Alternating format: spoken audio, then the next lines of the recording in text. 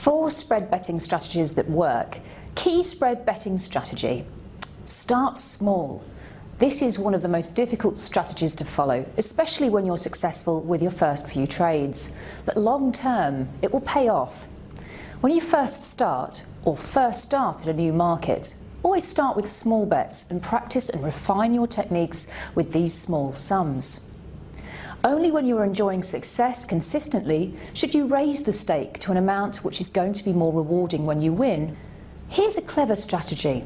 Generally, you should start with whatever your spread betting company takes as the minimum bet size. For example, £1 per point on the daily FTSE.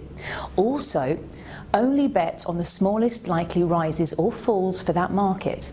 For example, on the daily FTSE, the minimum possible daily rise or fall is 1 point. So think in terms of betting on rises or falls in units of tens and 20s, not several hundreds. At the end of the week, if you have been successful, increase the size of your bet in money terms. For example, from £1 to £2 and so on. Then, as your success continues, deepen the depth of the bet slightly, betting on the slightly larger rises and falls in terms of points, depending of course on the state of the market.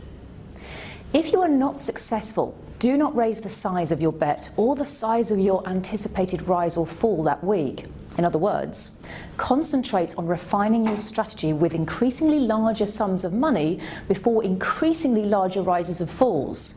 This controls your risk by limiting the amount of leverage operating on the bet, at least until you have developed your skills.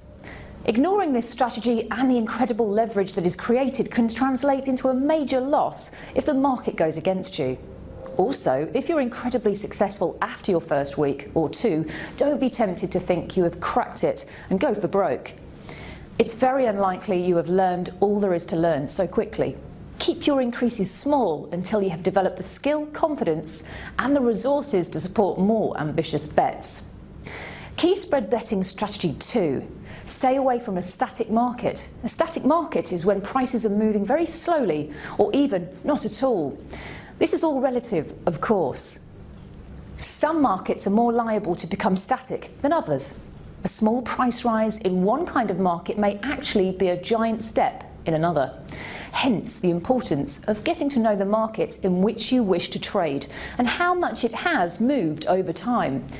For example, in the daily FTSE, a stagnant market is usually one where no movement occurs on a particular day, or perhaps no more than 10 points in any one day. Either way, a stagnant market is not a good time to begin a trade if you are inexperienced. It's extremely difficult to predict how and even which way they will move. It's usually better to delay your trading until there are movements one way or another. Key spread betting strategy 3. Act quickly. When trading, you need to act promptly. Markets don't wait for those who dilly-dally. Waiting another minute or so could cost you hundreds of pounds in lost profit, or even turn a profit into a loss. Once you've used your skill and judgment and decided that you wish to make a trade, do it immediately. Don't wait to see how things go. And if you are not sure about making the trade, then don't make it at all. Key spread betting strategy 4. Keep it simple, stupid. K.I.S.S. When you are first starting out, a very good strategy to follow is not to trade in too many different markets at once.